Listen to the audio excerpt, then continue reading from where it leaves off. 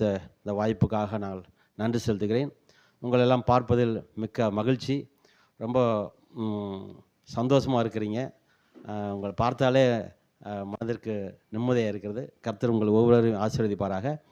விசேஷமாக இந்த இளம் தலைமுறை ஊழியர்களை பார்ப்பதில் மிக்க மகிழ்ச்சி. சதீஷ் பாஸ்டர், கார்த்திக் பாஸ்டர் மற்றும் எங்களுடைய உறவினர்கள் பலர் இளம் தலைமுறைகளே ஊழியர்களாக இருப்பதை குறித்து மிக்க மகிழ்ச்சி. சதீஷ் சொல்லும்போது நான் என்னென்ன சொல்லணும்னு நினைக்கிறேனோ அதெல்லாம் அந்த மொழி வளர்ச்சியை குறித்து, சௌராஷ்டிரா மொழியை குறித்து, தாய்மொழியை குறித்து, வேதாகமத்தை குறித்து, மிஷனரி வாழ்க்கையை குறித்து பல காரியங்களை அவர் முன்னின்று சபையாருக்கு சொல்வதை குறித்து மிக்க மகிழ்ச்சி அடைகிறேன். கர்த்தர் ஒவ்வொருவரையும் அவங்கள் ஆசீர்வதிப்பாராக. காலையிலும் கூட கிரைஸ்ட் மஸ்ட் என்ற வார்த்தையின்படியாக நாம் சில செய்திகளை நாம் கேட்டோம். ஆண்டவருடைய வார்த்தைகளை கேட்கும் பொழுது நமக்குள்ள ஒரு பெரிய தெய்வீக பலம் கிடைக்கிறது. ஹல்லேலூயா. இப்பொழுதும் கூட ஒரு சில மணித்துளிகள் உங்களோடு தேவனுடைய வார்த்தையை நான் பகிர்ந்து கொள்ள விரும்புகிறேன். நாம் எல்லாருக்கும் தெரிந்த ஒரு வசனம், பிலிப்பியர் 4ஆம் அதிகாரம் 13ஆம் வசனம். பிலிப்பியர் 4ஆம் அதிகாரம் 13ஆம் வசனம். என்னை பலப்படுத்துகிற கிறிஸ்துவினாலே எல்லாவற்றையும் செய்ய எனக்கு பலம் உண்டு. I can do all things through Christ who strengthen me.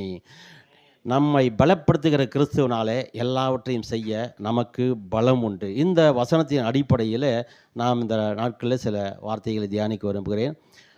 நமக்கு நிறைய வசனங்கள் தெரியும், ஆனால் ஞாபகத்துக்கு வராது. இப்போ இந்த பிலிப்பியர் புத்தகத்தில் எடுத்துக்கிட்டிங்கன்னா நிறைய வசனங்கள் நமக்கு தெரிஞ்ச வசனங்கள் இருக்குது. என்னென்ன வசனங்கள்? நிறைய வசனங்கள் இருக்குது பிலிப்பியர் புத்தகத்தில். இப்போ காணிக்கைக்கு முன்னாடி கூட ஒரு வசனத்தை அதை சொன்னோம். என்ன சொன்னோம்? என் தேவன் தம்முடைய மகிமையின் ஐஸ்வர்யத்தின்படி நம்முடைய குறைவையெல்லாம் கிறிஸ்து இயேசுவுக்குள்ளே நிறைவாக்குவார். இது பிலிப்பியர் 4ஆம் அதிகாரம் 19ஆம் வசனம். அதே போல் கர்த்தருக்குள் எப்பொழுதும் சந்தோஷமாயிருங்கள், சந்தோஷமாயிருங்கள் என்று மறுபடியும் சொல்லுகிறேன். பிலிப்பியர் 4:4 ஞாபகம் வச்சுக்கிங்க. 4:4 இதெல்லாம் கொஞ்சம் முக்கியமான வசனங்கள். அதே மாதிரி தாழ்ந்திருக்கவும் தெரியும், வாழ்ந்திருக்கவும் தெரியும். யார் சொல்கிறது? அப்போஸ்தலன் பவுல் சொல்கிறாரு, நான் எந்த நிலைமையில் இருந்தாலும் மனரம்யமாக இருக்க கற்றுக்கொண்டேன். பாருங்கள், நமக்கு எல்லாருக்கும் வசனம் தெரியும், ஆனால் என்ன கொஞ்சம் ஆரம்பித்து விடணும், அப்புறம் நமக்கு வசனமும் தெரியும். இந்த வார்த்தைகள்லாம் நம்மளோட உள்ளத்தில் எப்பொழுதும் இருக்கணும். நான் எந்த நிலைமையிலும் மனரம்யமாக, திருப்தியாக, மன நிறைவோடு இருக்க கற்றுக்கொண்டேன் அப்படிங்கிறாரு. எந்த சூழ்நிலையிலும், தாழ்ந்திருந்தாலும் வாழ்ந்திருந்தாலும் சரி, குறைவுகள் இருந்தாலும் சரி, நிறைவான வாழ்க்கையிலும் சரி, எப்பொழுதுமே நம்ம திருப்தியாக இருக்க நம்ம கற்றுக்கொள்ள வேண்டும். இப்படி நிறைய வசனங்கள் இருக்குது.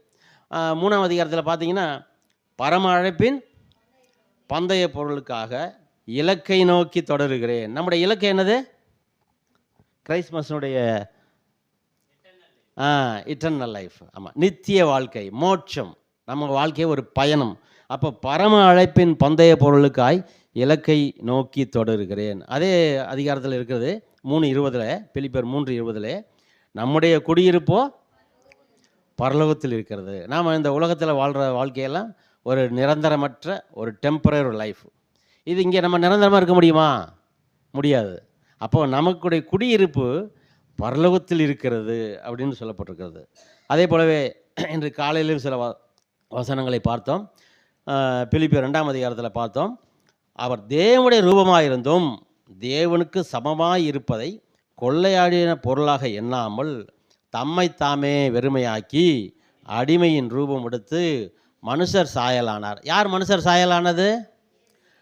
நமக்காக ஆண்டவராக இயேசு கிறிஸ்து வார்த்தையாக இருந்த அவர், கடவுளாக இருந்த அவர் நமக்காக அடிமையின் ரூபம் எடுத்து சாதாரண மனிதரானார் அப்படின்னு போட்டிருக்கு.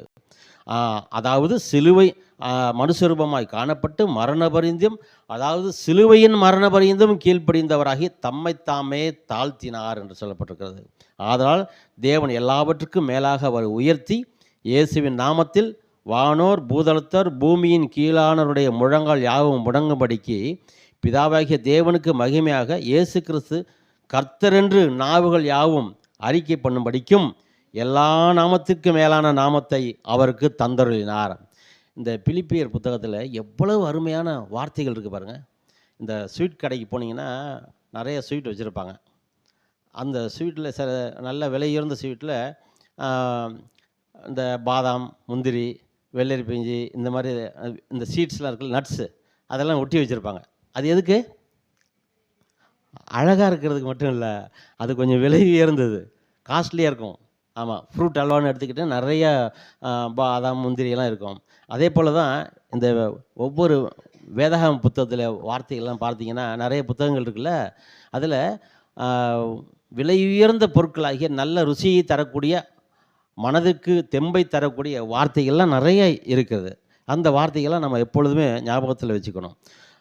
அதே பிலிப்பியரில் சொல்லப்பட்டிருக்கிறது 2:5, கிறிஸ்து இயேசுவின் சிந்தையே உங்களிலும் இருக்க கடவுது. நமக்கு எப்படி எண்ணம் இருக்கணும்? கிறிஸ்து இயேசுவுடைய சிந்தை. கிறிஸ்து இயேசுடைய சிந்தை என்னது? அது ஓகே. உன்னிடத்தில் நீ அன்பு கூறுவது போல பிறனிடத்திலும் அன்பு கூறுதல். நான் உங்களில் அன்பு கூர்ந்தது போல நீங்களும் மற்றவரிடத்தில் அன்பு கூறுங்கள். அதான் கிறிஸ்து இயேசுவுடைய சிந்தனை. அதே 2:6 சொல்லப்பட்டிருக்கிறது, அவனவன் தனக்கானவைகள் அல்ல பிறனுக்கானவைகளையும் நோக்குவானாக. அப்போ நம்ம என்ன நினைப்போம்? நான் நல்லா இருக்கணும், நான் நல்லா இருக்கணும் அப்படின்னு தான் நினைப்போம். ஆனால் பைபிளில் இயேசு கிறிஸ்து சொல்கிறாரு, நீ மட்டும் நல்லா இருக்கணும்னு நினைக்கக்கூடாது, மற்றவர்களும் நல்லா இருக்கணும். நான் நல்லா இருக்கணும், நம்முடைய குடும்பம் நல்லா இருக்கணும், நம்முடைய சபை நல்லா இருக்கணும், நம்முடைய ஊர் நல்லா இருக்கணும், இந்த உலகம் நன்றாக இருக்கணும். ஹல்லேலூயா. ஸோ இந்த எண்ணத்தோடு நாம் இருக்க வேண்டும் என்றெல்லாம் பைபிளில் சொல்லப்பட்டிருக்கிறது. அதே மாதிரி 1ஆம் அதிகாரத்தில் எனக்கு ஒரு பிடிச்ச வசனம், கிறிஸ்து எனக்கு ஜீவன், சாவு எனக்கு ஆதாயம். யார் சொல்கிறது? பவுல் சொல்கிறாரு. அவர் சொல்கிறாரு, இந்த உலகத்தில் நான் உயிரோடு வாழ்ந்தால் நான் எல்லாருக்கும் ஊழியம் செய்வேன், நான் பணிவிடை செய்வேன். ஒருவேளை நான் இறந்துட்டா நான் இயேசு கிறிஸ்துவோடு இருப்பேன். எதை தெரிந்து கொள்றதுன்னு எனக்கு தெரியல அப்படிங்கிறாரு. இதுவா அதுவா அப்படிங்கிறாரு. அப்படியெல்லாம் சொல்கிறாரு. அப்போது இப்படிப்பட்ட இந்த வார்த்தைகள், வசனங்கள் ரொம்ப ரொம்ப முக்கியமானது. இந்த வார்த்தைகளை நம்ம கேட்கறதுக்காக தான் இன்றைக்கு நம்ம எல்லாம் இங்கே கூடி வந்திருக்கிறோம். இந்த வார்த்தைகளை நம்முடைய உள்ளத்தில் இருக்கணும். தேவன் அருளிய வேதம் அவனுடைய இருதயத்தில் இருக்கிறது, அவன் நடைகளில் ஒன்றும் பிசகுவதில்லை. வார்த்தைகள் நம்முடைய உள்ளத்தில் இருக்கணும். இந்த பிலிப்பியர் புத்தகத்தில் பார்க்கும் பொழுது இது சிறைச்சாலை கடிதம் சொல்லுவாங்க. பவுல் சிறைச்சாலையில் இருக்கும் பொழுது எழுதின கடிதம். கொஞ்சம் கவனிங்க. பவுல் ஜெயிலில் இருக்கும் பொழுது எழுதின கடிதங்கள். பவுல் எதுக்காக ஜெயிலில் இருந்தார்? பவுல் வந்து எதுக்காக, எந்த காரணத்துக்கு தான் அவர் ஜெயிலில் போட்டிருந்தாங்க? சுவிசேஷம் அறிவித்ததுனால. நல்லா கவனிங்க, அவர் நற்செய்தி அறிவித்ததுனால ஜெயிலில் போட்டாங்க. நான் சில ஆண்டுகளுக்கு முன்னாடி வாலாஜாப்பேட்டைக்கு போயிருந்தேன். அங்கே சில கைப்பிரதிகள், சௌராஷ்டிர எழுத்து கைப்பிரதிகள், கொஞ்சம் நீதிமொழிகள்லாம் கொடுக்க போயிருந்தோம். அப்போது அங்கே உள்ள சௌராஷ்டிர மக்கள், இந்து மக்கள்லாம் இவங்க மதம் பரப்புகிறாங்கன்னு சொல்லிட்டு போலீஸில் பிடிச்சி கொடுத்துட்டாங்க. போலீஸ் ஸ்டேஷனில் போய் நாங்கள் எதுக்காக நீங்கள் வந்தீங்கெல்லாம் கேள்வியெல்லாம் கேட்டாங்க. நாங்கள் இனிமேல் இந்த பக்கம் வரமாட்டோம் அப்படின்னு சொல்லி எழுதி கொடுத்துட்டு வந்துட்டோம். எல்லாத்தையும் சுருக்கமாக சொல்கிறேன். அப்போது சுவிசேஷம் அறிவிப்பது நிமித்தம் நமக்கு பிரச்சனைகள், எதிர்ப்புகள் வரலாம். ஆனால் அதே போல் தான் பவுலுக்கு ஜெயிலில் இருந்தார். ஜெயிலில் இருக்கும் பொழுது, சிறைச்சாலையில் இருக்கும் பொழுது அவர் 4 கடிதங்களை சபைக்கு எழுதியிருக்கிறார். 4 நிருபங்களை எழுதியிருக்கிறார். அதில் ஒன்று தான் பிலிப்பியர். பிலிப்பியர் என்ற நிருபத்தை, கடிதத்தை தன்னுடைய சபை மக்களுக்கு எங்கேருந்து எழுதியிருக்கிறாரு? அவர் ஜெயிலில் இருக்கும் பொழுது எழுதியிருக்கிறாரு. அப்போ அங்கே நிறைய டைம் கிடைக்கும் போல் இருக்குது ஆண்டவரை பற்றி சிந்திக்கிறதுக்கு. அப்படி கஷ்டமான சூழ்நிலையில் கூட என்ன செய்கிறாரு? அவர் தன்னுடைய திருச்சபையாரை பலப்படுத்துறதுக்காக இந்த அவரை உற்சாகப்படுத்தி வார்த்தைகளை கடிதத்தை எழுதியிருக்கிறார். 4 சிறைச்சாலை நிருபங்களை அவர் எழுதியிருக்கிறார். ஒன்று பிலிப்பியர், இன்னொன்று கொலோசியர், இன்னொன்று எபேசியர், இன்னொன்று பிலோமோன். இந்த 4 நிருபங்கள், லெட்டர்ஸ், பவுல் வந்து சிறைச்சாலையில் இருக்கும்போது அந்த சபை மக்களுக்கு எழுதியிருக்கிறார். இந்த பிலிப்பியர் நிருபத்தில் பார்க்கும் பொழுது அவர் ஜெயிலில் இருக்கிறாரு. அந்த நிருபத்தை படிக்கும்பொழுது, அந்த கடிதத்தை படிக்கும்போது முக்கியமான ஒரு வார்த்தை இருக்கும். என்னன்னா ஜாய் அல்லது ரிஜாய்ஸ், மகிழ்ச்சி, சந்தோஷம். அந்த நிருபங்களில் பார்க்கும் பொழுது ஏறக்குறைய 16 முறை அந்த ரிஜாய்ஸ் என்ற வார்த்தை இருக்குது. எத்தனை முறை? ஆமாம், சொவ்வல் வாழ் இல்லை, சந்தோஷ் மனரே வத்தோ தமாம்சே. ஸோ ஆனால் இருந்த இடம் என்னது?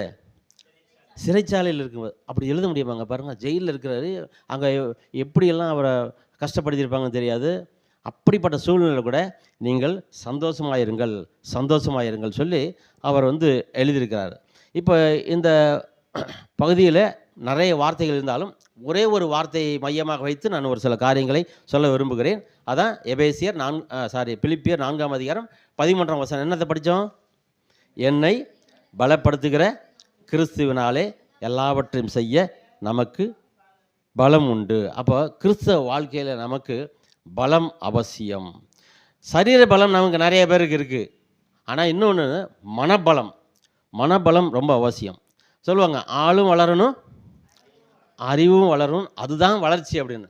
வெறும் வந்து ஆள் மட்டும் வளர்ந்து மண்டா இருந்தால் வம்பு. ஆமாம், சில பேர் நல்ல புத்திசாலியாக இருப்பாங்க, ஆள் நோஞ்சாமல் இருப்பாங்க. அப்படியும் இருக்கக்கூடாது. அப்போ ஆளும் வளரணும் அறிவும் வளரும், அதுதான் வளர்ச்சி அப்படின்னு இருக்கிறது. நிறைய பேருக்கு சரீர பலம் இருக்கும், ஆனால் மனதளவில் பலம் இருக்காது. இன்றைய காலகட்டத்தில் பார்க்கும் பொழுது சின்ன பிரச்சனைக்கு கூட பிள்ளைங்க தற்கொலை பண்ணிக்கிறாங்க. சின்ன சாதனை வாங்கின ஒரு பையன் ஏதோ திட்டாங்க, இல்லைன்னா ஒரு இதில் ஃபெயில் ஆகிட்டான், உடனே வந்து தற்கொலை பண்ணிக்கிறாங்க. இப்படியெல்லாம் இருக்குது சின்ன பிரச்சனை. காரணம் என்னென்னா மனபலம் இல்லை, உடல் பலம் இருக்குது, புத்தி இருக்குது, ஆனால் மனபலம் இல்லாமல் இருக்குது. பாருங்கள், லூக்கா 2ஆம் அதிகாரம் 52ஆம் வசனத்தில் ஒரு வசனம் வருது. இயேசுவானவர் ஞானத்திலும் வளர்த்தியிலும் தேவ கிருபையிலும் மனுஷர் தயவிலும் அதிகமாய் விருத்தி அடைந்தார். அப்போ இயேசு கிறிஸ்து பாருங்கள், அங்கே அவர் ஞானத்தில் வளர்றாரு, அதே போல் உடல் அளவிலும் வளர்றாரு, தேவனுடைய கிருபையில் வளர்றாரு, மனுஷனுடைய தயவிலும் அவர் அதிகமாய் விருத்தி அடைந்தார் சொல்லப்பட்டிருக்கிறது. ஹல்லேலூயா. அப்போது நம்முடைய வாழ்க்கையில் கூட இந்த பல நேரங்களில் நமக்கு பலம் குறைந்து விடுது.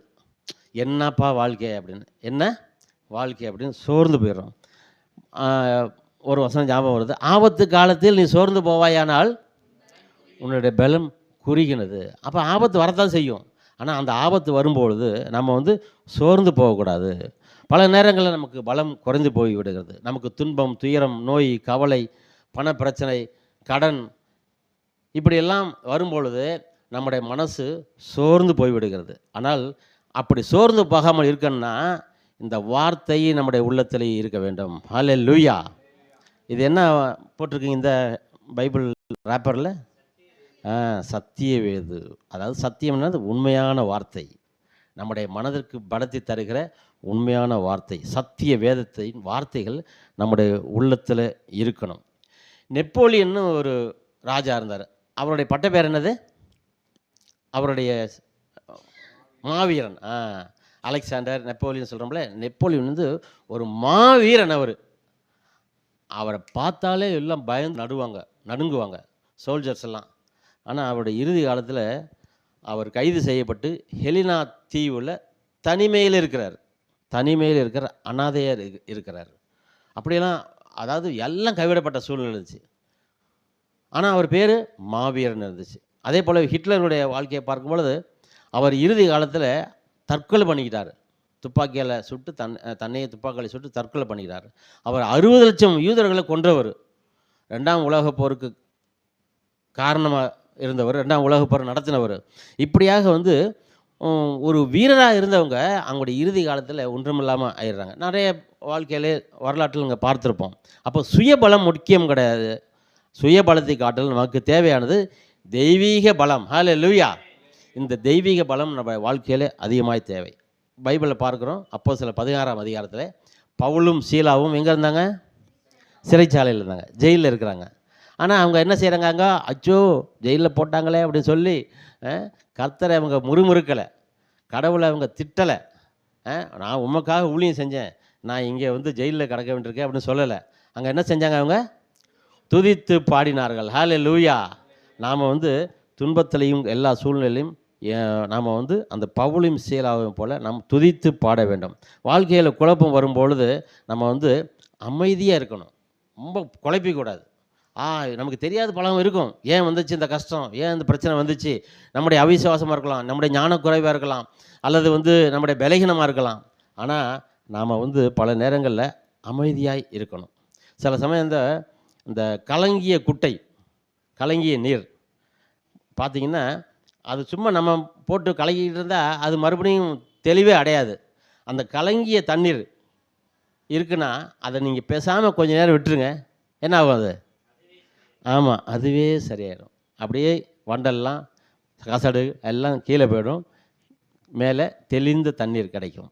அதே போல் நம்ம வாழ்க்கையில் சில பிரச்சனைகள் வரும்பொழுது நாம் குழப்பிக்கக்கூடாது.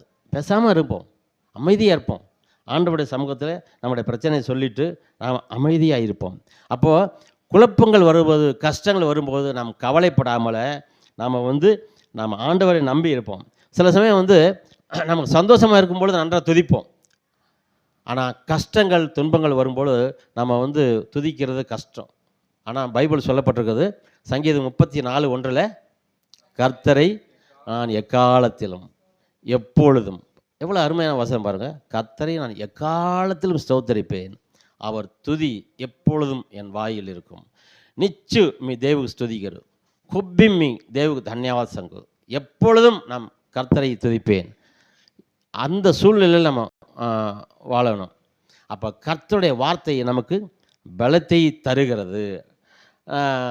இந்த பலம், தெய்வீக பலம் நம்ம எல்லாருக்குமே அவசியம். அந்த காலத்தில் இந்த கிரிக்கெட் பிளேயர்லாம் ஒரு விளம்பரம் வரும், Boost is my secret of my energy. பாருங்கள், நம்ம சும்மா ஒரு வார்த்தை சொன்ன போதும், பின்னாடி அவங்க சொல்லிடுவாங்க, Boost is the secret of my energy. அப்போ பூஸ்ட் குடித்தா என்ன ஆகுது? நமக்கு பலன் கிடைக்கிது. ஆமாம், உற்சாகமாக ஓடி ஆடி நமக்கு வேலை செய்ய முடியும்.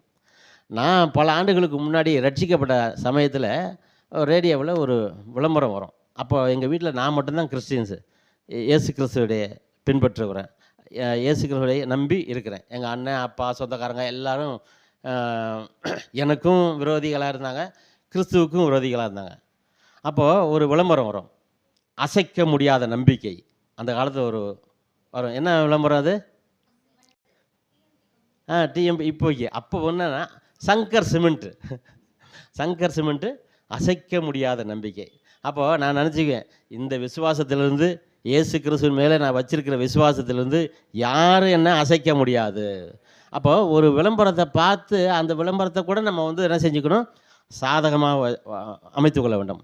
இயேசு கிறிஸ்து மேலே நான் விசுவாசம் வச்சுருக்கிறேன், ஆனால் இந்த விசுவாசத்தை யாரும் அசைக்க முடியாது. சங்கர் சிமெண்ட்டு, அசைக்க முடியாத நம்பிக்கை அப்படின்னு அந்த விளம்பரத்தை நான் கிறிஸ்துவுக்குள் நான் வைத்திருக்கிற விசுவாசம் யாரும் அசைக்க முடியாது அப்படின்னு சொல்லுவேன்.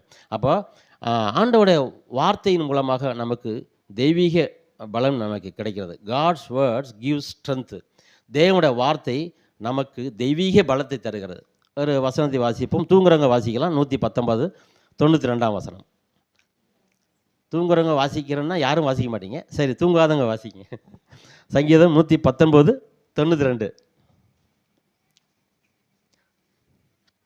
வாசிங்க. உமது வேதம் என் மனம் மகிழ்ச்சியாக இராதிருந்தால் என் துக்கத்திலே அழிந்து போயிருப்பேன்.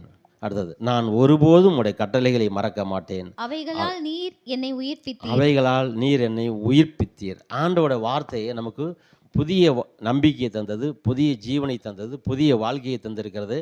இந்த வார்த்தைகள் தாங்க ரொம்ப ரொம்ப முக்கியம். If your word had not been my delight I would have perish in my affliction. இந்த வார்த்தையை நமக்கு சந்தோஷம் தரலைன்னா நான் எப்போவோ செத்து போயிருப்பேன், அழிந்து போயிருப்பேன். ஆனால் இந்த தெய்வீக வார்த்தை, இயேசு கிறிஸ்து எனக்கு நம்பிக்கையை தந்திருக்கிறார், ஒரு சந்தோஷத்தை தந்திருக்கிறார். இங்கே வந்திருக்கிற உங்களுக்கு கூட இந்த தெய்வீக வார்த்தை ரொம்ப ரொம்ப அவசியம். இந்த வார்த்தையை நீங்கள் கேளுங்க, கேட்டுக்கொண்டே இருங்க, உங்களுக்கு நிச்சயம் தெய்வீக சந்தோஷம் சமாதானத்தையும் தரும். இந்த நம்பிக்கை தரும் வார்த்தைகளை இந்த நிறைய இடங்களில் எழுதி வச்சுருப்பாங்க. நீங்கள் சர்ச்சு வாசலில் எல்லா இடங்களையும், சில இடங்களில் பார்த்தீங்கன்னா நம்பிக்கை தரும் வார்த்தைகள் எழுதி வச்சுருப்பாங்க. பைபிளையும் படிக்கும் பொழுது நிறைய வார்த்தைகள்லாம் உங்களுக்கு தெரியும். சில இடங்கள் எழுதியிருப்பாங்க, உன் நம்பிக்கை வீண் போகாது அப்படின்னு எழுதி வச்சுருப்பாங்க. இவைகளிலும் நீ பெரிதானவைகளை காண்பாய். இங்கே எங்கே இருக்குது அந்த வசனம்? இங்கே எங்கே இருக்குது? ஆமாம், சர்ச்சுக்கு வர்றோம், ஆஃபீஸுக்கு வர்றோம், அது என்னன்னே தெரியாமல் கண்ணை மூடிக்கிட்டு போயிட்டே இருக்கக்கூடாது. படிங்க எல்லாருமே. இவைகளிலும் பெரிதானவைகளை காண்பாய் அப்படின்னு இயேசு கிறிஸ்து தன்னுடைய சீஷர்களுக்கு சொல்கிறாரு. அப்போது இல்லை மாதிரி நம்பிக்கைக்குரிய வார்த்தைகளை நம்ம சாப்பிடணும். அது பார்க்குறோம்ல, அதை டேஸ்ட் பண்ணணும். ஆமாம், ஒரு இனிப்பை நம்ம சாப்பிட்றோம், டேஸ்ட் பண்ணுறோம், ஒரு விட்டமின் டேப்லெட்டை நம்ம முழுங்குறோம், அப்போ நமக்கு ஒரு தெய்வீக ஒரு சரீர பலம் கிடைக்கிறது.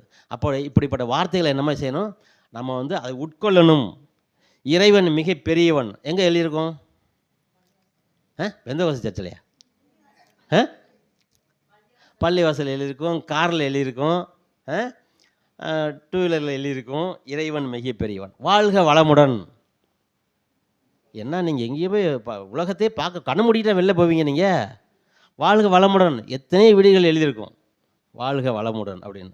இப்படிப்பட்ட வார்த்தைகளை நம்ம வந்து படிக்கும் பொழுது, வாழ்க வளமுடன் சும்மா எழுதி வைக்கல, அதை நீங்கள் படிக்கிறீங்க, அந்த வார்த்தை உங்களுக்கு மறுபடியும் ரிப்பீட் ஆகாது. அதை நீங்கள் படிக்கும் பொழுது நமக்கு அது ஆசீர்வாதம். வாழ்க வளமுடன், நீங்கள் மற்றவர்களையும் ஆசீர்வதிக்கிறீங்க, அதே சமயத்தில் நாமும் அந்த வார்த்தையை உட்கொள்கிறோம்.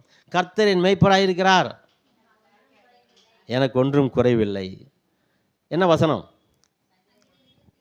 23:1 அப்படி. உலகத்தில் இருப்பவனை காட்டிலும் உங்களில் இருப்பவர் பெரியவர், நமக்குள் இருப்பவர் பெரியவர். உலகத்தில் இருக்கிற பிசாசை காட்டிலும் தீய ஆவியை காட்டிலும் நமக்குள் இருக்கிற தேவன் பெரியவர். உலகத்தின் முடிவு வரை சகல நாட்களிலும் நான் உங்களோடு கூட இருக்கிறேன், இயேசு கிறிஸ்து சொல்லியிருக்கிறார்.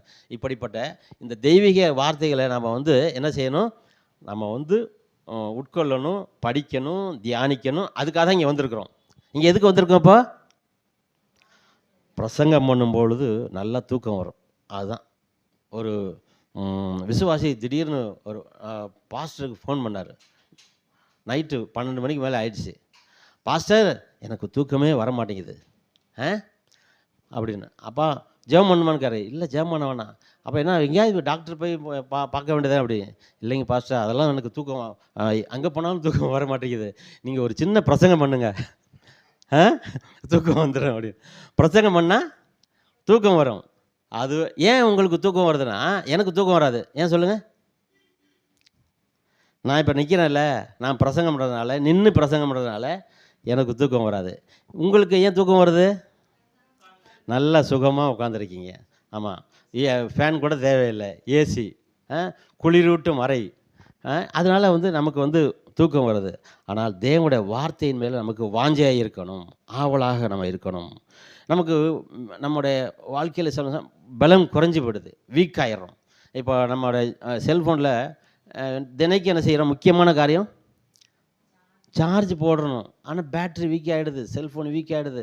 பேட்ரி பவர் இல்லைன்னா என்ன ஆகிடுது, அந்த செல்ஃபோனில் நம்ம ஒன்றும் செய்ய முடியாது.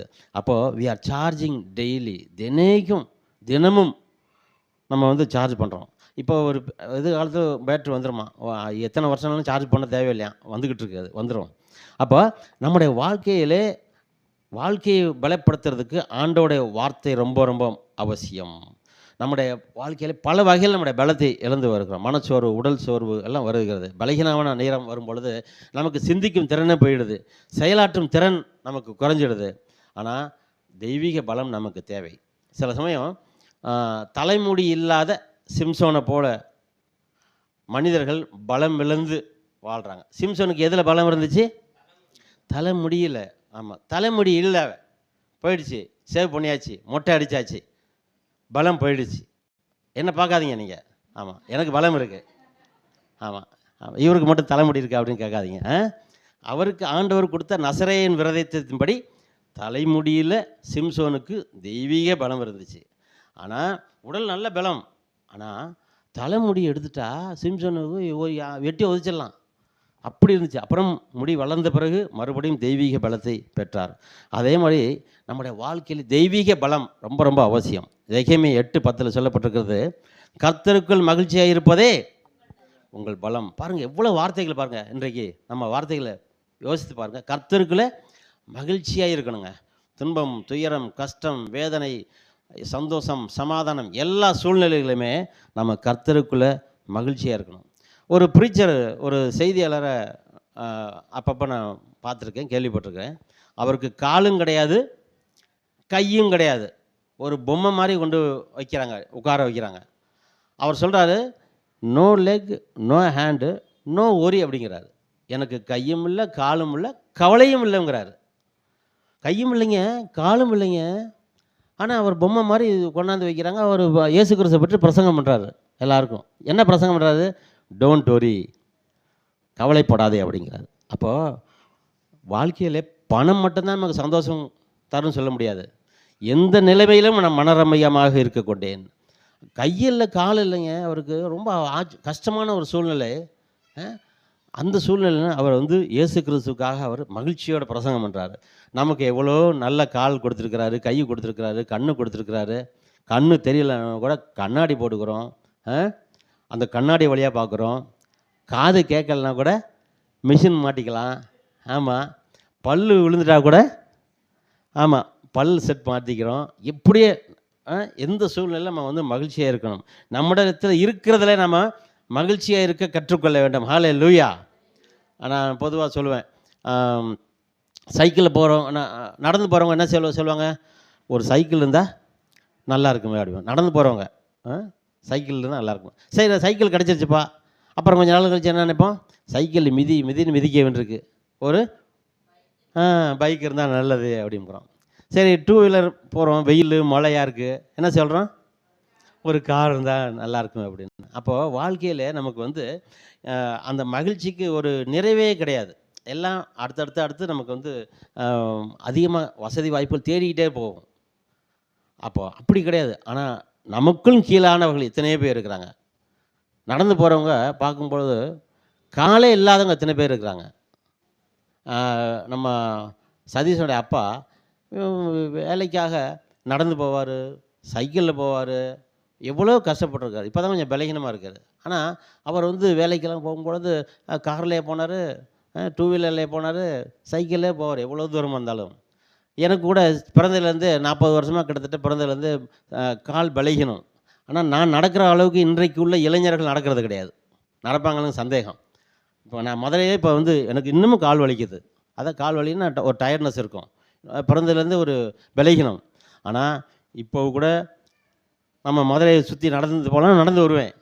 ஆனால் இன்றைய இளைஞர்களுக்கு ஒரு சின்ன பக்கத்தில் கடைக்கு போனால் கூட பைக் தேவை, ஆமாம் ஸ்கூட்டர் தேவை, வண்டி நடந்து போக முடியாது. அப்போது நமக்கு ஆண்டவர் தந்திருக்க எல்லா நிறைவான வாழ்க்கைக்காக நம்ம ஆண்டவருக்கு நன்றி செலுத்த வேண்டும். எந்த சூழ்நிலையிலுமே நாம் ஆண்டவருக்கு நன்றி செலுத்த வேண்டும். நம்ம எல்லாருக்கும் தெரிஞ்ச இன்னொரு வசனம் சொல்ல போகிறேன். ஆபகுக் 3ஆம் அதிகாரம் 17லிருந்து 19 வரை. ஆபகுக் இதெல்லாம் அந்த காலத்தில் சாட்சி சொல்லும் பொழுது, இப்போ சாட்சி நேரம்லாம் கிடையாது. ஒரு வசனத்தை சொல்லுவோம், ஒரு சின்ன ஒரு பாட்டு பாடுவோம், ஒரு நிறைய அதாவது மெம்பர்ஸ் கம்மியாக இருக்கிற திருச்சபையில் வசனத்தை சொல்லுவோம். அப்போது இந்த மாதிரி வசனங்களும் சொல்கிறது பாருங்கள். அத்திமரம் துளிர் விடாமல் போனாலும், கொஞ்சம் எல்லோரும் கொஞ்சம் எந்திரிங்க தயவுசெய்து. முடிக்க போல் இந்த வசனத்தை நம்ம இப்படியே படிங்க. 17லேருந்து 19 வரைக்கும் பார்த்து படிங்க, எல்லாம் சேர்ந்து படிங்க. இருங்க ஆரம்பிக்கிறேன். ஆபகுக் 3ஆம் அதிகாரம் 17லிருந்து 19ஆம் வசனம் வரை. அத்திமரம், அங்கேருந்து படிங்க. நீங்கள் தான் படிக்க போகிறீங்க. அத்திமரம் துளிர் விடாமற் போனாலும், திராட்சை செடிகளில் பழம் உண்டாமற் போனாலும், ஒலிவ மரத்தின் பலன் அற்று போனாலும், வயல்கள் தானியத்தை விளையாமற் போனாலும், கிடையில் ஆட்டு மந்தைகள் முதலற்று போனாலும், தொழுவத்திலே மாடு இல்லாமற் போனாலும், நான் கர்த்தருக்குள் மகிழ்ச்சியாயிருப்பேன், என் ரட்சிப்பின் தேவனுக்குள் களி கூறுவேன் என்பலன். அவர் என் கால்களை மான் கால்களை போலாக்கி உயரமான ஸ்தரங்களில் என்னை நடக்க பண்ணுவார். இது நெகினோத் என்னும் வாத்தியத்தில் வாசிக்க ராகத் தலைவனுக்கு ஒப்புவிக்கப்பட்ட சங்கீதம். நன்றி, உட்காருங்க. பாருங்க, இந்த வார்த்தையை அத்திமரம் துளிர் விடாமல் போனால் அந்த காலத்தில் உள்ள நடைமுறைப்படி சொல்லப்பட்டிருக்கிறது. அப்போ வயல்வெளி இருக்கும், ஆடு மாடுகள் இருக்கும், வேலைக்காரங்க இருப்பாங்க, அதான் உங்களுக்கு சொத்து. இப்போ வந்து அப்படிலாம் உனக்கு சொன்னால் புரியாது. அத்தி மரம்னா அது என்னென்னு நமக்கு தெரியாது. உம்பளாச்சி ஆடுமனா காய்மனே கலானா அத்தி மரத்தை நிறைய பேர் பார்த்துருக்க மாட்டோம். இப்போ நமக்கு எப்படி சொல்லனா, என்னிடத்தில் கையில் பணம் இல்லை என்றாலும் நான் மகிழ்ச்சியாக இருப்பேன். என்னுடைய பேங்க் அக்கௌண்ட்டில் பணம் இல்லை என்றாலும் நான் மகிழ்ச்சியாக இருப்பேன், இப்படி சொல்லிக்கலாம். என்னுடைய வாழ்க்கை வசதிகள் குறைவாக இருந்தாலும், எனக்கு வேலை இல்லை இருந்தாலும், வேலை இல்லாவிட்டாலும் நான் மகிழ்ச்சியாக இருப்பேன் அப்படின்னு பல வார்த்தைகள் சொல்லியிருக்கலாம். அப்போது நான் கர்த்தருக்குள்ளே மகிழ்ச்சியாக இருப்பேன். ஆண்டவருடைய ஐக்கியத்தில் நம்ம வந்து மகிழ்ச்சியாக இருக்கணும். இது வந்து ரொம்ப கஷ்டமான ஒரு சூழ்நிலை தான். நீங்கள் பேசுகிறது ஈஸிங்க அப்படி சொல்லலாம். ஆனால் அந்த நிலையெல்லாம் நான் கடந்து வந்திருக்கிறேன். சும்மா சொல்லலை. வறுமை, வேதனை, கஷ்டங்கள், துன்பங்கள் எல்லாம் நாங்கள் கடந்து வந்திருக்கிறோம். ஆனால் எப்பொழுதுமே ஆண்டவருடைய கிருபையினாலும் இரக்கத்தினாலும் ரட்சிக்கப்பட அந்த நாளிலிருந்து தெய்வீக சமாதானத்தோடு சந்தோஷத்தோடு வாழ்வதற்கு தேவன் கிருபை செய்திருக்கிறார். ஆண்டவருடைய வார்த்தை நமக்கு தெய்வீக பலத்தை தருகிறது. இந்த ஆண்டவருடைய வார்த்தையை நாம் பெற்றுக்கொள்ள நாம் அவருடைய சமூகத்திலே நாம் பொறுமையோடு காத்திருக்க வேண்டும். எப்படி காத்திருக்கணும்? பொறுமையோடு காத்திருக்கணும். கிறிஸ்டியானிட்டிங்கிறது ஒரு மாயதந்திரமானது கிடையாது. சர்ச்சுக்கு வரணும், உடனே ஜெபம் பண்ணுவாங்க, டபக்குன்னு அவங்க சுகமாயிடணும், அவங்க பிரச்சனைலாம் தீர்ந்துடணும், அதுக்கப்புறம் அவங்க சர்ச்சுக்கு வரமாட்டாங்க. அப்படி கிடையாது. இயேசு கிறிஸ்துங்கிறது ஒரு சுகம் அடைகிறது, ஒரு பிரச்சனை தீர்றதுங்கிறது ஒரு ஒரு அடையாளம். இப்போ இயேசு கிறிஸ்து இந்த உலகத்தில் இருக்கும் பொழுது எத்தனையோ பேர் செத்தாங்க, எல்லாரையும் உயிரோடு எழுப்பினாரா? எல்லாரையும் உயிரோடு எழுப்பலை. எத்தனை பேர் குஷ்டரோகியாக இருந்திருப்பாங்க, எல்லா குஷ்டரோகியும் அவர் சுகமாக்கலை. ஒரு நம்பிக்கையை கொடுப்பதற்காக, கடவுளை அறிந்து கொள்வதற்காக அவர் சுகமாக்கினார், உயிரோடு எழுப்பினார், பல அற்புதங்களை செஞ்சார். அவர்கள் மூலமாக அவருடைய வாழ்க்கை மாறிடுச்சு, அவங்க குடும்பம் மாறிடுச்சு, அவங்க சமுதாயத்தில் ஒரு நல்ல நிலைமைக்கு வந்தாங்க. அதே போல் தான் நாம் கூட நம்முடைய வாழ்க்கையில் சில காரியங்களை நம்ம இயேசு கிறிஸ்து நம்பும் பொழுது நம்முடைய வாழ்க்கையில் ஒரு நல்லது நடக்கும் பொழுது நம்முடைய வாழ்க்கை மாறணும். வெறும் அற்புதத்துக்காக சுகத்துக்காக மட்டும் நம்ம கிறிஸ்துவை ஏற்றுக்கொள்வதில்லை. இங்கே தான் சொல்லப்பட்டிருக்குது, Christ must hold on eternal life. நம்முடைய நோக்கம் பரலோகம். நானே வழியும் சத்தியமும் ஜீவனுமாய் இருக்கிறேன்னு இயேசு கிறிஸ்து சொல்லியிருக்கிறார். அப்போ இயேசு கிறிஸ்துவை பின்பற்றும் பொழுது நமக்கு பரலோக பாக்கியம் கிடைக்கிறது, பரலோக ராஜ்யத்தில் நம்ம பங்காளியாக ஆகிருக்கிறோம். அதனால் நம்ம கர்த்தருக்கு நம்ம பொறுமையோடு காத்திருக்கணும். நம்முடைய வாழ்க்கையில் உயர்வு, கஷ்டங்கள் நீங்கி, பிரச்சனைகள் நீங்கி, நிறைவான ஆசீர்வாதம் வருவதற்கு நம்ம பொறுமையோடு காத்திருக்கணும். சங்கீதம் 40:1 இவ்வாறு சொல்லப்பட்டிருக்கிறது, கர்த்தருக்காக பொறுமையுடன் காத்திருந்தேன், அவர் என்னிடமாய் சாய்ந்து என் கூப்பிடுதலை கேட்டார். எப்படி காத்திருந்தாருங்க? ஆமாம், அவசரமாக கிடையாது, பொறுமையோடு நம்ம காத்திருக்கணும். நல்ல எதிர்கால வாழ்க்கை பெறுவதற்கு நம்ம அவசரப்படக்கூடாது. பொறுமை ரொம்ப அவசியம். இப்போ இந்த பூனையை நீங்கள் பார்த்துருக்கீங்களா? பார்த்துருப்போம். அது எலியை பிடிக்கிறதுக்காக இந்த வக்கியப்பூர் பக்கத்தில் கிராமத்தில் இப்போ இங்கே உள்ள பூனைகள்லாம் புரோட்டா சாப்பிட்டுக்கிட்டு இருக்கு, குருமா சாப்பிட்டுக்கிட்டு இருக்கு. ஆமாம், அது எலியெல்லாம் பிடிக்கிறது இல்லை. ஆமாம், அந்த கிராமங்களில் பார்த்திங்கன்னா ஒரு எலி ஒரு பொந்துக்குள்ளே போயிடும். அந்த வக்கியப்பூர் பக்கத்தில் அங்கங்கே பொந்து இருக்கும், அது உள்ளே போயிடும். ஆனால் அது பூனை உள்ளே போக முடியுமா? போக முடியாது. அதுக்காக என்ன செய்யும், அது எப்போ வெளில வரணும் இப்படியே உட்காந்துருக்கும். எவ்வளோ நேரம் உட்காந்துருக்கும், அப்படியே அமைதியாக உட்காந்துருக்கும். உள்ளே போன எலி ஒரு தடவை இன்னும் எங்கேயாச்சும் தப்பிச்சு போகும், இல்லைன்னா மறுபடியும் இங்கே தான் வரணும். அந்த டைமில் பிடிக்கும். அப்போது தன்னுடைய உணவுக்காக எலி என்ன செய்கிறது, பூனை என்ன செய்கிறது, பொறுமையாக காத்திருக்கிறது. அதே போல் இன்னொரு பறவை இருக்குது, என்னது? கொக்கு. ஆமாம், கொக்கு மீன் பிடிக்கிறதுக்காக பொறுமையோடு காத்திருக்கு. அதுவும் எப்படி, 2 காலில் இல்லை, ஒத்த காலிலேயே அது நிற்கிது. அப்போது அது மாதிரி நம்ம பொறுமையாக இருக்கணும். பாருங்கள், பைபிளில் வசனங்கள் சொல்லியிருக்கப்பட்டிருக்கு. 1 பேதுரு 5:6 ஏற்ற காலத்திலே தேவன் உங்களை உயர்த்தும்படிக்கு அவருடைய பலத்த கைக்குள்ளே அடங்கி இருங்கள், கீழ்ப்படிந்திருந்துங்கள் அப்படின்னு சொல்லப்பட்டிருக்குது. அப்போது நம்ம வாழ்க்கையில் பொறுமையோடு நம்ம காத்திருக்கணும். பல ஆண்டுகளுக்கு முன்னாடி என்னுடைய மகன் ஐசக் நியூட்டன் பாலிடெக்னிக்கில் சேலத்தில் படிச்சுக்கிட்டு இருக்காங்க. அந்த 30,000 ஃபீஸ் கட்டணும் ஒரு வருஷத்துக்கு. நான் ஊழியர் செய்கிறதுனால, மிஷனரியாக இருக்கிறதுனால, பைபிள் டிரான்ஸ்லேட்டராக இருக்கிறதுனால ஃபீஸ் கன்செஷன் பிரின்ஸிபல்கிட்ட போய் கேட்குறேன். அவங்க முடியாதுன்னு சொல்லிட்டாங்க. சரி, நீங்கள் பிஷப் போய் பார்க்க அப்படின்ட்டாங்க. பிஷப் அந்த டைமில் இல்லை, அதுக்கு பதில் இன்சார்ஜாக ஒருத்தவர் இருந்தார். கோயம்புத்தூருக்கு போயிருந்தேன். காலையில் முதல் நாளே கோயம்புத்தூருக்கு போயிட்டு தங்கிட்டு மறுநாள் காலையில் 8 மணிக்கே பிஷப் ஆஃபீஸுக்கு போயிட்டேன் கோயம்புத்தூரில். பல நேரம் அவர் வரும் வரைக்கும் காத்திருந்தாங்க. 10-10:30 வந்தார். முதல் ஆளாக உட்காந்துருக்கேன். எதுக்கு? எங்களுடைய பையனுக்கு ஃபீஸ் கன்செஷன் சலுகைக்காக ஒரு ஏதாச்சும் ரிக்வஸ்ட் பண்ணுறதுக்காக போயிருந்தேன். 10:30 போயிட்டு முதல் ஆளாக போயிடலான்ட்டு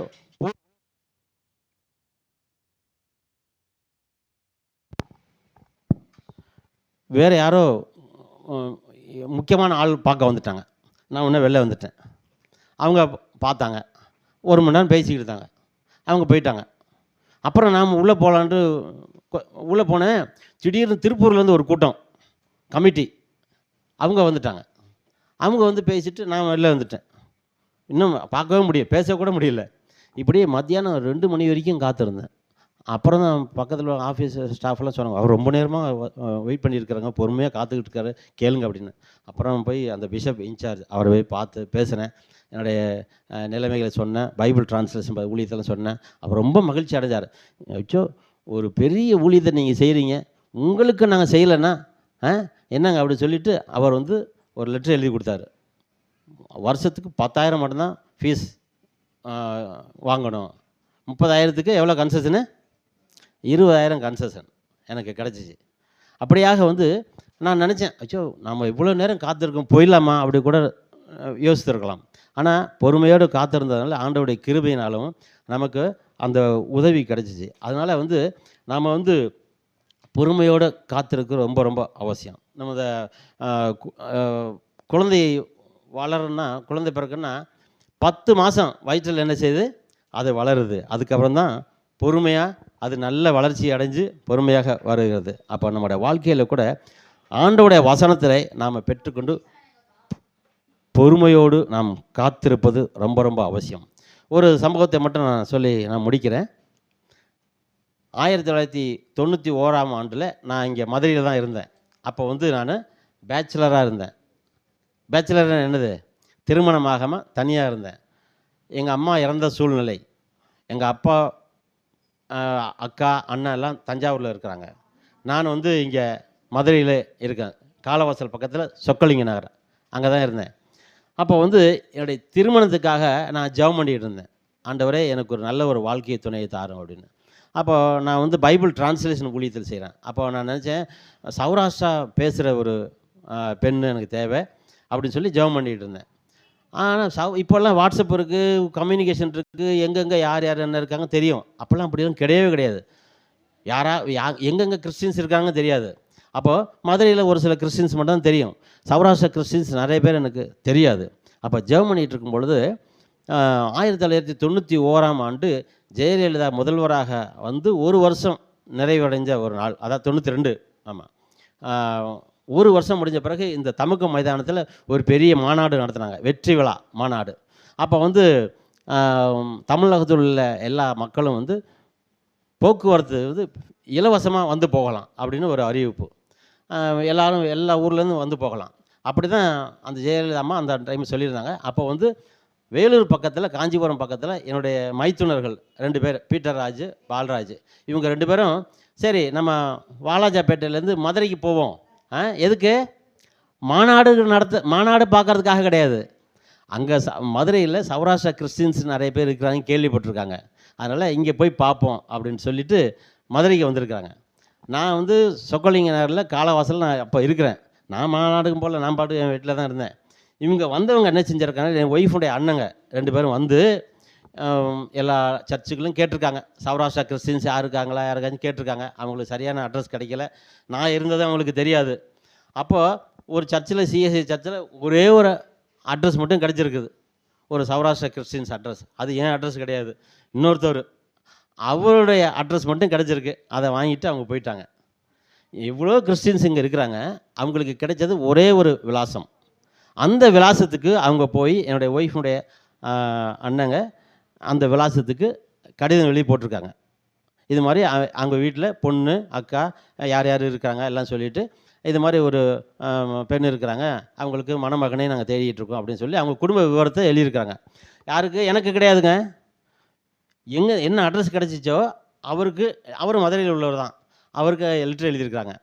அந்த லெட்டர் போய் சேர்ந்த அன்றைக்கே நானும் என்னுடைய அண்ணனும் தற்செயலாக ஆண்டவருடைய சித்தத்தின்படி, தீர்மானத்தின்படி அந்த வீட்டுக்கு நாங்கள் போயிருக்கிறோம்.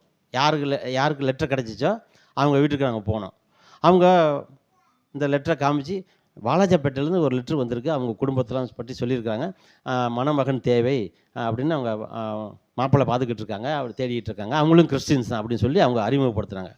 அப்புறம் தான் அந்த லெட்டரை படித்து பார்த்துட்டு நாங்கள் அவங்களுக்கு வாலாஜாப்பேட்டையில் என்னுடைய மனைவியுடைய குடும்பத்துக்கு லெட்ரு எழுதி போட்டோம். இப்படி அறிமுகமானுச்சு. அப்போது ஒரு சின்ன மாநாட்டின் மூலமாக, பெரிய மாநாட்டின் மூலமாக ஆண்டவர் எங்கள் குடும்பத்தை எனக்கு ஏற்ற துணையை கொடுத்து ஆண்டவர் அற்புதத்தை செய்திருக்கிறார். ஹல்லேலூயா. ஒரு ஒரு செயல் மூலம் சில இப்போ சதீஷ் சொன்னார் இல்லைங்க, அவருடைய பாஸ்போர்ட்டுக்காக ட்ரை பண்ணும்பொழுது அவர் எதிர்பார்த்த அந்த பர்த்டே ப்ராப்ளம், பிறந்த நாள் பிரச்சனை இருந்தது, ஆண்டவர் மாற்றினார். அதே போலவே அந்த 1991ஆம் ஆண்டு ஜெயலலிதா நடத்த வெற்றி மாநாடு யாருக்காக? ஆமாம், என்னுடைய திருமணத்திற்காக. ஏற்ற துணையை கர்த்தர் எனக்கு கொடுத்தார். அது ரொம்ப ரொம்ப முக்கியம். ஏற்ற துணை சௌராஷ்டிராங்கிறதுல செகண்டரி, கிறிஸ்துவுக்குள்ளான ஒரு துணை. அவங்க பள்ளிக்கூடத்துக்கே போனது கிடையாது. அவங்க குடும்பத்தில் நிறைய பேர் யாரும் படித்தவங்க கிடையாது, எல்லாம் ஊழியராக இருக்கிறாங்க. அவங்க பள்ளிக்கூடத்துக்கு கூட ஸ்கூல் கூட போனது கிடையாது. ஆனால் நான் எழுதின இந்த வேதாகமத்தினுடைய வார்த்தைகளை அவங்க படித்து திருத்திடுவாங்க. நான் வளன்னு எழுதியிருப்பேன். அவங்க இதெல்லாம் வேணாம், இதெல்லாம் நல்லா இல்லை, இன்னும் சுருக்கமாக எழுதலாமே அப்படின்னு சொல்லி எனக்கு அவங்க ஆலோசனை கொடுப்பாங்க. சௌராஷ்டிரா பைபிளில் நல்ல ஃப்ளூயண்ட்டாக படிப்பாங்க. அப்போ பள்ளிக்கூடத்துக்கு போகலைன்னா கூட அவங்க தமிழ் படித்து சௌராஷ்டிரா பைபிள் படித்து நான் மொழிபெயர்த்ததை திருத்தும் அளவுக்கு ஆண்டவர் அவர்களுக்கு ஞானத்தை தந்திருக்கிறார். அந்த ஞானமுள்ள மனைவி எனக்கு கிடைப்பதற்கு தேவன் கிருபை செய்திருக்கிறார். அப்போ நம்முடைய ஜெபத்தை ஆண்டவர் கேட்கிறார். நாம் என்ன செய்யணும்? பொறுமையோடு ஆண்டவருக்காக காத்திருக்கணும். விசுவாசத்தோடு, பொறுமையோடு, நம்பிக்கையோடு தேவனுடைய வார்த்தையின் மீது நம்பிக்கை வைத்து நாம் காத்திருக்கும் பொழுது நம்முடைய வாழ்க்கையை ஆண்டவர் ஆசீர்வதிக்கிறார். அப்போ இப்படியாக நாம் கவலைப்படாதீங்க, கஷ்டப்படாதீங்க. சில சமயம் என்னுடைய வாழ்க்கையில் நிறைய இடங்கள், நிறைய சூழ்நிலை நான் பார்த்துருக்கேன். பிரச்சனை தீர மாதிரியே இருக்காது, நம்பிக்கையற்ற சூழ்நிலை இருக்கும்.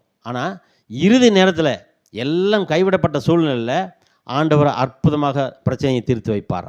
அதே போல் தான் உங்களுடைய வாழ்க்கையில் கூட கஷ்டங்கள், பிரச்சனைகள், கேள்விகள் எல்லாம் இருக்கலாம். ஆனால் எல்லா பிரச்சனைகளையும் ஆண்டவர் தீர்த்து வைப்பார். இயேசு கிறிஸ்துவை நம்புங்கள், அவருடைய வார்த்தையை நீங்கள் தியானியுங்கள், படியுங்கள், அந்த வார்த்தையை அறிக்கை செய்யுங்கள். கர்த்தர் உங்களை ஆசீர்வதிப்பார். நமக்கு தெய்வீக பலம் எங்கே கிடைக்கிறது? ஆண்டோடைய வார்த்தையிலிருந்து கிடைக்கிறது. நாம் பொறுமையோடு அந்த வார்த்தைக்காக காத்திருக்க வேண்டும். இந்த பிலிப்பியர் 4ஆம் அதிகாரம் 13ஆம் வசனம் என்ன நம்ம படித்தோம்? என்னை பலப்படுத்துகிற கிறிஸ்துவினாலே எல்லாவற்றையும் செய்ய எனக்கு பலம் உண்டு. தெய்வீக பலத்தை ஆண்டவர் தருகிறார். சங்கீதம் 29:11 மட்டும் வாசித்து முடிப்போம். சங்கீதம் 29:11. கர்த்தர் தமது ஜனத்திற்கு பலம் கொடுப்பார், கர்த்தர் தமது ஜனத்திற்கு சமாதானம் அருளி அவர்களை ஆசீர்வதிப்பார். ஆண்டவர் நம்ம எல்லாருக்குமே தெய்வீக பலத்தை தர்றார். ஆண்டவர் நம்ம எல்லாருக்குமே சமாதானத்தை தருகிறார். ஆண்டவர் இயேசு கிறிஸ்து இந்த கூட்டத்திற்கு வந்திருக்கின்ற ஒவ்வொருவருக்குமே ஆசீர்வதிக்க விரும்புகிறார். இஸ்ரவேலை ஆசீர்வதிப்பதே கர்த்தருக்கு பிரியம்.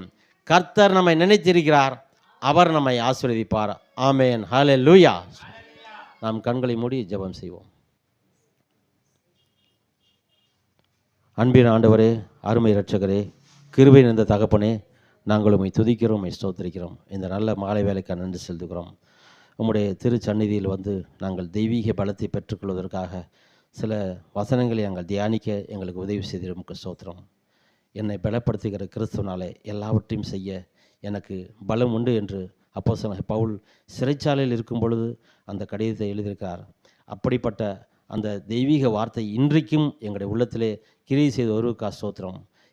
எங்கள் பலம் குன்றிய பொழுது, நாங்கள் மனதிலே சோர்ந்து போயிருக்கும் பொழுது உங்களுடைய வார்த்தை எங்களுக்கு பலத்தை தருவதற்கு நன்றி செலுத்துக்கிறோம். தாவே ஆண்டவரே, எங்களை ஆசீர்வதிக்கின்ற தேவன், எங்களுக்கு சந்தோஷம் சமாதானம் தருகின்ற தேவன், எங்களுக்கு ஆண்டவரே சரீர பலத்தையும் மன பலத்தையும் ஆன்மீக வாழ்க்கையில் தெய்வீக பலத்தையும் நீர் தருகின்ற தேவனப்பா. ஆண்டவருடைய வார்த்தைக்கு நாங்கள் எப்பொழுதும் தியானிக்க எங்களுக்கு உதவி செய்யும். ஆண்டவருடைய வார்த்தையை நாங்கள் பொறுமையோடு நாங்கள் ஆண்டவரை படித்து ருசித்து பார்க்க எங்களுக்கு உதவி செய்யும். வந்திருக்கிற ஒவ்வொருவரையும் ஆசீர்வதியும். இயேசு கிறிஸ்து நாமத்தில் ஜெபிக்கிறோம் நல்ல பிதாவே, ஆமென்.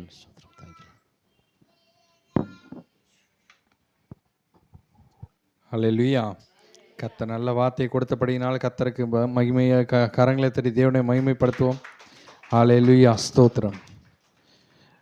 நம்முடைய பலன் கிறிஸ்துவுக்குள்ளே இருக்கிறது, அவருடைய வார்த்தைக்குள்ளே இருக்கிறது. அந்த வார்த்தையை நாம் பெற்றுக்கொள்ளும் பொழுது சோர்வாக திரும்பி போவது இல்லை. சோர்வாக உள்ளே வரலாம், ஆனால் பலனோடு திரும்பி போகணும். குழப்பத்தோடு உள்ளே வரலாம், ஆனால் தெளிந்த புத்தியோடு வெளியில் போகணும். கர்த்தருடைய வார்த்தையை சுமந்து கொண்டு போகிற நீங்கள் உங்கள் வாழ்க்கையில் ஜெயத்தை எடுப்பீர்கள். ஹல்லேலூயா. நல்ல வார்த்தை கொடுத்துருக்காங்க. என்னை பலப்படுத்துகிற கிறிஸ்துவினாலே எல்லாவற்றையும் செய்ய எனக்கு பலன் உண்டு. உமது வேதம் என் மனமகிழ்ச்சியாக இராதிருந்தால் என் துக்கத்தில் அழிந்து போயிருப்பேன். அவருடைய வேதம் நம்முடைய மனமகிழ்ச்சி. அவர் தான் நம்மை பலப்படுத்துகிறார். கிறிஸ்துவுக்குள் நான் என் வெற்றி சிறக்க பண்ணுகிறவர் அவர். ஹல்லேலூயா. என்றைக்குமே அவர் தான் நம்முடைய பலன். கர்த்தர் தான் என்னுடைய பலனாக இருக்கிறார். ஆமென். என் பலனாகிய கர்த்தாவே, நான் உம்மையை நம்பியுள்ளேன், நான் கைவிடப்படுவதில்லை. என் பலனாகிய கர்த்தாவே, நான் உம்மையை நம்பியுள்ளேன், நான் கைவிடப்படுவதில்லை. என் கால்கள் சறுக்கும் போதெல்லாம் தாங்குதையா உம் கிருபை. என் கால்கள் சறுக்கும் போதெல்லாம் தாங்குதையா உம் கிருபை. நான் அழுது புலம்பும் நேரமெல்லாம், நான் அழுது புலம்பும் நேரமெல்லாம் அணைக்குதையா உம் கிருபை. என்ன அணைக்குதையா உம் கிருபை. என் பலனாகிய கர்த்தாவே, நான் உம்மையை நம்பியுள்ளேன், நான் கைவிடப்படுவதில்லை. ஹல்லேலூயா. அவரை நம்பி இருக்கிறதுனால நான் கைவிடப்படுவதில்லை. கர்த்தர் என்னை தாங்குகிறார், அவர் ஏந்துகிறார், தப்புவிக்கிறார், சுமக்கிறவர். ஹல்லேலூயா. அவர் தான் என்னுடைய பலன். அப்படியே கண்களை மூடி தேவனுக்கு நன்றி செலுத்துவோமா? Thank you Jesus. எங்கள் பலனாகிய கர்த்தாவே, நாங்கள் உம்மில் களி கூறுவோம், நாங்கள் உம்மில் மகிழ்வோம். நீர் எங்களை நடத்துகிறவர், எங்கள் சோர்வு காலங்களை எங்களை உற்சாகப்படுத்துகிறவர். ஆவியானவரே, எங்களுக்கு பலனை தருகிறவர். நாங்கள் விழுந்து போன பொழுது திரும்பவும் எழுந்திருக்க தேவன் நீர் எங்களுக்கு பலன் கொடுக்கிறவர். ஏசப்பா, உமக்கு நன்றி செலுத்துகிறோம். இன்றைக்கும் எங்களோடு பேசின வார்த்தைகளுக்காக நன்றி. இந்த வார்த்தைகள் எங்களுக்கு பலனாய் இருக்கிறதுக்காக நன்றி. ஏசப்பா, உடைய வார்த்தைகள் கிடைத்த உடனே அவைகளை நான் உட்கொண்டேன் என்பது ஏசப்பா, எங்கள் இருதயமாகிய பலகையில் எழுதி கொண்டு ஆண்டவர் இந்த உலகத்தை சந்திக்கும் பொழுது, போராட்டங்களை சந்திக்கும் பொழுது, சூழ்நிலைகள் சந்திக்கும் போது இந்த பலன் குன்றி போகாமல் இருப்பதற்கு தேவன் எங்களுக்குள்ள விசுவாசத்தை கொடுக்கிறதுக்காக நன்றி. ஆவியானவர் எங்களுக்குள்ள கிரியை செய்கிறதுக்காக நன்றி செலுத்துகிறேன் ஏசப்பா. ஆண்டவர், இந்த நாள் வந்த ஒவ்வொருவரையும் ஆண்டவர் கர்த்தராகிய இயேசு கிறிஸ்து நாமத்தினால வாழ்த்தி ஆசீர்வதிக்கிறேன். தேவ மனுஷனை கொண்டு வந்து எங்களோடு பேசுனதுக்காக நன்றி செலுத்துகிறோம். தேவ ஊழியரையும் ஆசீர்வதிக்கிறேன் ஏசப்பா. கரங்களை ஒப்பு கொடுக்கிறேன். ஆளுகை செய்யும் வர தடைப்பட்ட ஒவ்வொருவரையும் நினைக்கிறோம். வரும் நாட்களை கொண்டு வாங்க, நீரே மகிமைப்படுவீராக. இயேசுவின் நாமத்தில் ஜெபிக்கிறோம் எங்கள் ஜீவனுள்ள நல்ல பிதாவே, ஆமென். என் ஆத்துமாவே கர்த்தரை ஸ்தோத்திரி, என் முழு உள்ளமே அவர் பரிசுத்த நாமத்தை ஸ்தோத்திரி. என் ஆத்துமாவே கர்த்தரை ஸ்தோத்திரி, அவர் செய்த சகல உபகாரியங்களை மறவாதே. ஆமென். நம்முடைய கர்த்தராக இருக்கிற இயேசு கிறிஸ்துவின் கிருபையும் பிதாவாகிய தேவனுடைய அன்பும் பரிசுத்த ஆவியான அந்யோன்யம் ஐக்கியமும் நம் அனைவரோடும் சதா காலங்களில் கூட இருந்து காத்து வழி நடத்துவதாக. ஆமென். ஹல்லேலூயா, ஹல்லேலூயா. ஆமென். கர்த்தர் உங்களை ஆசீர்வதிப்பாராக. Praise the Lord. God bless you.